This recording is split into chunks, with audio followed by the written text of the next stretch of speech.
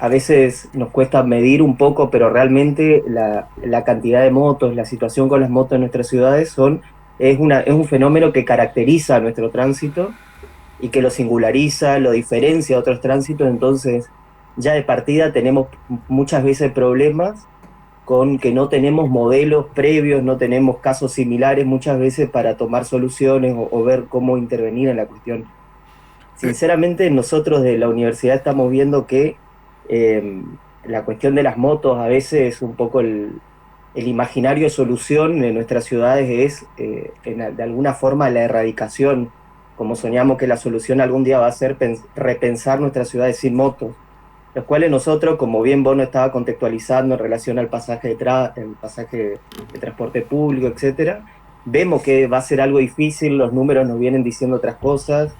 eh, Hay un aumento constante de la cantidad de motos patentadas y las motos vendidas. O sea, realmente es un fenómeno que difícilmente pueda ser erradicado y con el que obviamente vamos a tener que aprender a convivir de otra forma.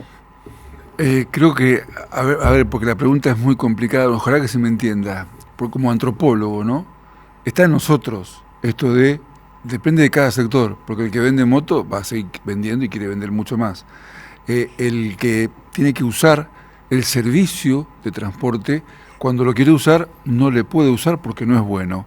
Entonces termina siendo casi como una especie de solución final comprarse la moto. El tema es intentar la convivencia de esos tres puntos. Primero, es muy difícil. Y después, cómo ir en contra de cada interés personal de cada uno de estos. Se hace muy difícil, me imagino, poder analizarlo. Pero pongo un ejemplo. Goya, hace muy poco tiempo, se quedó prácticamente sin un servicio de líneas de colectivos porque hay como un 70-80% de parque de motos. Una cosa impresionante, arquitecto. Eh, sí, a ver, para nosotros, yo formo parte de un equipo de investigación de la universidad que ya tiene muchos años, está dirigido por la doctora Laura Alcalá y que venimos indagando en cuestiones sobre el espacio público de nuestras ciudades. Cuando digo nuestras ciudades, gran corriente, es gran resistencia. Eh, y lo primero para pensar el fenómeno de la moto para nosotros es volver a repensarlo en reconstruir todas estas relaciones.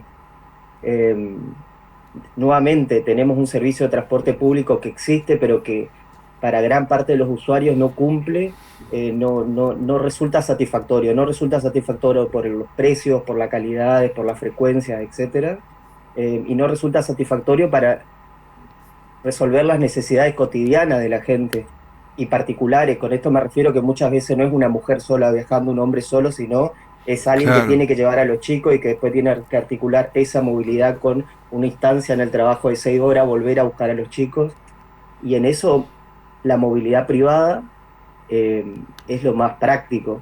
Ahí nuevamente nuestro ideal argentino diría, bueno, el auto, ¿no? Como también como símbolo de prestigio, etcétera, al que no todos pueden llegar, al que no todos pueden acceder económicamente y mantener en el tiempo. Entonces, en esa instancia aparece la moto, que nosotros realmente la estamos destacando como una herramienta que a cotidiano resuelve la movilidad y en sí la vida de miles de personas en nuestro contexto. Por eso, lejos estamos de posicionarnos nosotros de estas miradas que yo contaba al comienzo de tratar de imaginar una ciudad sin motos. Eh, Volvemos a lo mismo, para nosotros la cuestión es tratar de articular soluciones. claro. Ezequiel, ¿este fenómeno se repite en las ciudades de la región o es solamente en el caso de Corrientes, Resistencia? ¿Cómo está, digamos, en la geografía cercana esta problemática? Bien, cuando nosotros vamos a ver los números, por ejemplo, de lo que era la Nacional de Seguridad Vial y otras asociaciones civiles, como por ejemplo Luchemos por la Vida, etcétera, encontramos que obviamente la mayor cantidad de motovehículos vendidos en Argentina se concentra en la provincia de Buenos Aires por la cantidad de población exponencialmente diferente a las provincias. Pero sí llama mucho la atención la cantidad de incidentes viales eh, en los que se involucran motovehículos que concentra el NEA puntualmente. eh, Más que nada Chaco, le sigue Corrientes, Misiones, que Misiones la particularidad por ahí que tiene es que gran cantidad de los motovehículos y de los incidentes viales que tiene no los concentra tanto en Posadas como si el Gran Corrientes, Gran Resistencia, y luego en menor cantidad Formosa. Estas características de las provincias del NEA también llama la atención que son compartidas con algunas ciudades fronterizas de Paraguay, por ejemplo. ¿Sí? Un poco nuestra hipótesis, lo que estamos realmente tratando de construir en este momento es la línea que muestre que estas condiciones de movilidad muchas veces son propicias o están relacionadas con condiciones de vida, sociomateriales, económicas, etcétera. O sea, con la posibilidad de acceder o no a un vehículo en relación al transporte público, a las distancias que tenemos que recorrer en nuestras ciudades, y otras situaciones contextuales que muchas veces permiten el uso del vehículo, como por ejemplo el clima. Nosotros podemos decir que en Corrientes Resistencia tenemos un clima muy agradable para andar en moto. No estamos hablando de una ciudad del sur, por ejemplo, con Claro. fuertes vientos, lluvia, nieve, lo cual propicia también que uno pueda utilizar este medio de transporte. Eh, ¿Cómo se planifica? Ya voy a lo urbanístico.